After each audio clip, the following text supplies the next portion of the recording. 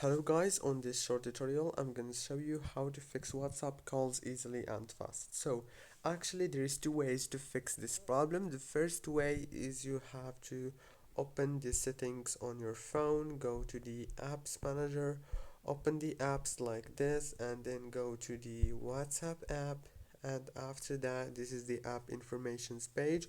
Or what you want to do here is go to the data usage and make sure to enable all those options like this. Go back again, click on this force stop, and now last thing you want to do is just open the Play Store and click on update right here to update your WhatsApp.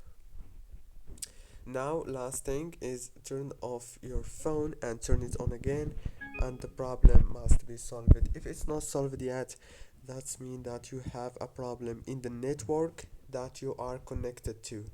Don't forget to like, subscribe.